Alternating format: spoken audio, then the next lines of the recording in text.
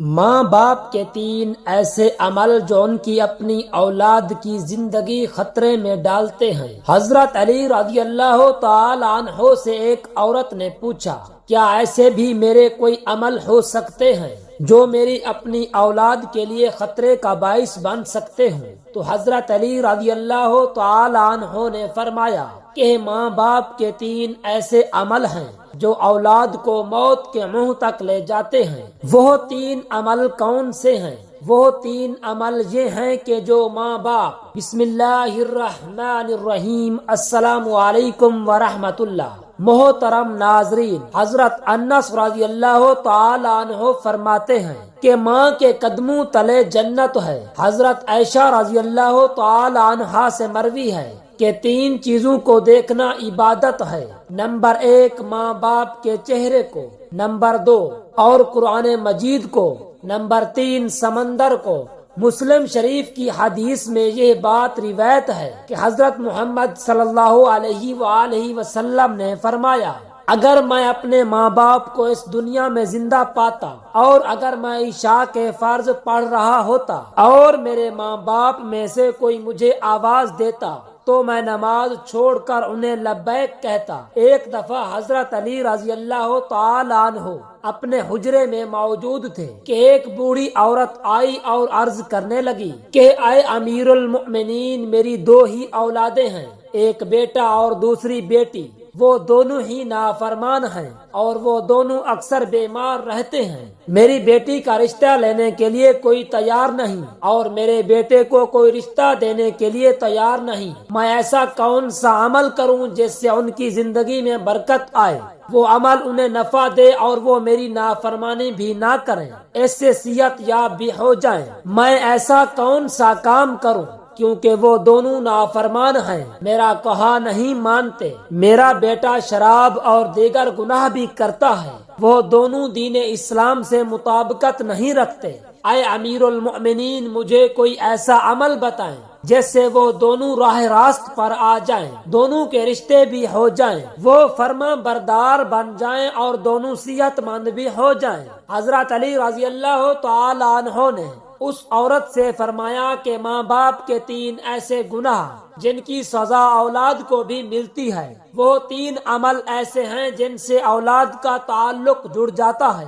حضرت علی رضی اللہ تعالی عنہ نے فرمایا، اگر ماں باپ یہ عمل کرتے ہیں تو ان کے عملوں کی وجہ سے اولاد بھی اس جرم میں شریک کر دی جاتی ہے۔ اس خاتون نے پوچھا، وہ 3 عمل کون سے ہیں؟ حضرت علی رضی اللہ تعالی عنہ نے فرمایا، 3 عمل یہ ہیں۔ نمبر 1، جس گھر میں والدین قرآن مجید کو سمجھنے کے باوجود اس کی تلاوت نہ کریں تو ایسے والدین تو اللہ کے عذاب کے مستحق ہوتے ہی ہیں، لیکن ان کی سزا ان کی اولاد کو بھی ملتی ہے۔ ایسے والدین کی اولاد نافرمان بے حیا ہوتی ہے۔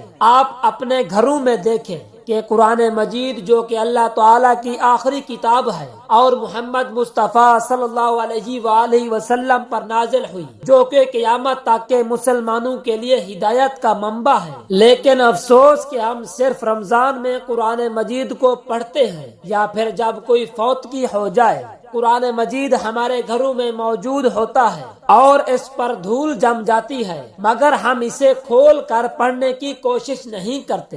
انہیں چاہیے کہ اس مقدس کتاب کی تلاوت کریں۔ جو ماں باپ قرآن کو سمجھنے کے باوجود نہیں پڑھتے، ان کی اولادیں بے حیا اور تنگ دست ہو جاتی ہیں۔ نمبر 2، امیر المؤمنین حضرت علی رضی اللہ تعالی عنہ نے فرمایا، جس گھر میں ماں باپ روزانہ لڑتے ہیں اور ایک دوسرے کو گالیاں دیتے ہیں، جہاں گالیاں دی جائیں وہاں شیطان ہی ڈیرے ڈالتے ہیں، فرشتے نہیں، اور شیطان ان کو ہر وقت بھڑکاتے رہتے ہیں۔ آپ خود سوچیں کہ جس گھر میں ہر وقت شیطان کا بسیرا ہو، فرشتے وہاں نہ آئیں تو ایسا گھر تو جہنم ہی ہوگا، کیونکہ فرشتے تو یہودیوں اور مشرکوں کے گھروں میں نہیں آتے۔ حضور اکرم نور مجسم صلی اللہ علیہ وآلہ وسلم کا فرمان اقدس ہے کہ ایک دوسرے کو گالیاں دینا اسلام میں حرام ہے۔ والدین کو دیکھ کر اولاد جوان ہوتی ہے، جیسا طرز عمل والدین کا ہوگا اولاد بھی ویسے ہی ہوگی۔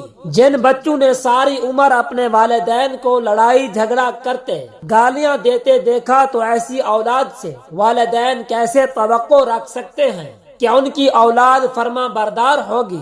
اس لیے حضرت علی رضی اللہ تعالی عنہ نے فرمایا کہ ماں باپ کو چاہیے کہ دین اسلام میں بات چیت کے جو طریقے بتائے گئے ہیں ان پر عمل کریں تاکہ ان کی اولادوں کو تربیت درست طریقے سے ہو۔ اس طرح آپ کی اولادیں نافرمان اور بے حیا نہیں ہوں گی۔ اپنے گھروں میں نیکی کی باتیں پھیلائیں، اپنی اولاد کو نیکی کا درس دیں۔ اپنی بیٹیوں کو حضرت فاطمہ زہرا رضی اللہ تعالی عنہا اور حضرت اما عائشہ صدیقہ رضی اللہ تعالی عنہا کے واقعات بتایا کریں، ان کے طرز زندگی کے متعلق بتایا کریں تاکہ ہماری بیٹیاں باحیا اور پردہ دار ہوں۔ نمبر 3، شیر خدا حضرت علی رضی اللہ تعالی عنہ فرماتے ہیں کہ ماں باپ کی بے پردگی کی وجہ سے ان کی اولادوں پر بیماریوں کا حملہ ہوتا ہے۔ حدیث صحیح بخاری میں حضرت ابو ہریرہ رضی اللہ تعالی عنہ سے روایت ہے کہ نبی کریم صلی اللہ علیہ وآلہ وسلم نے فرمایا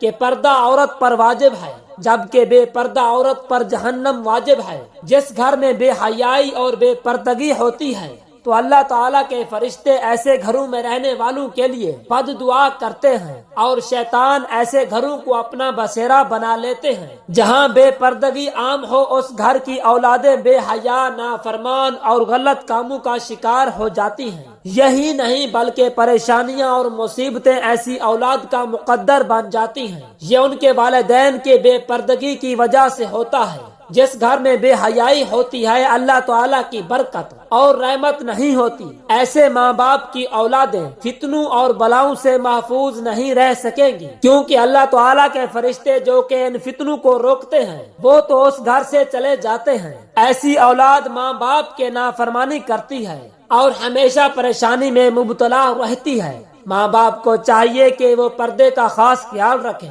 تاکہ ان کی اولاد بھی ان کی پیروی کرے۔ آپ نے مشاہدہ کیا ہوگا کہ آپ کے ارد گرد جو ماں باپ پردے کا خیال نہیں رکھتے تو ان کی باتیں زبان زد عام ہوتی ہیں۔ اکثر عورتیں یہ کہتی ہوئی دکھائی دیتی ہیں کہ پردہ دل کا ہونا چاہیے، تو ایسی عورتوں کو اللہ کے غضب سے ڈرنا چاہیے کہ کیا ان کا دل حضرت فاطمہ زہرا رضی اللہ تعالی عنہا اور حضرت عائشہ صدیقہ رضی اللہ تعالی عنہا کے دل سے زیادہ پاک ہے؟ اگر ان کے لیے پردے کا حکم تھا تو آج کی خواتین اپنے آپ کو کس جگہ پر دیکھتی ہیں؟ ناظرین، اپنی بیٹیوں کو حضرت فاطمہ زہرا رضی اللہ تعالی عنہا کے واقعات بتائیں اور انہیں بتائیں کہ ان کی رول ماڈل کون ہونی چاہیے۔ آپ کو حضرت فاطمہ زہرا رضی اللہ تعالی عنہا کا ایک واقعہ سناتے ہیں۔ شادی کے بعد نبی کریم صلی اللہ علیہ وآلہ وسلم حضرت فاطمہ کو گھر لے کر جا رہے تھے، پھر راستے میں ایک نابینا صحابی بیٹھے ہوئے تھے۔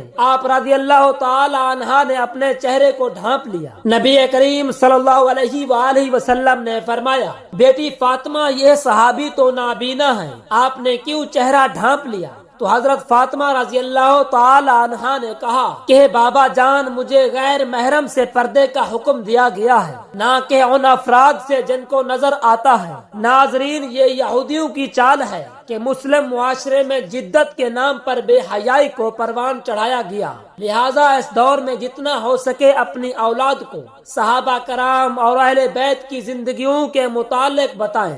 دعا ہے کہ اللہ رب العزت ہمیں ان احادیث مبارکہ پر عمل کرنے کی توفیق عطا فرمائے۔ دعا ہے کہ اللہ رب العزت میرا سنانا اور آپ کا سننا اپنی بارگاہ الہی میں منظور و مقبول فرمائے۔ آمین ثم آمین۔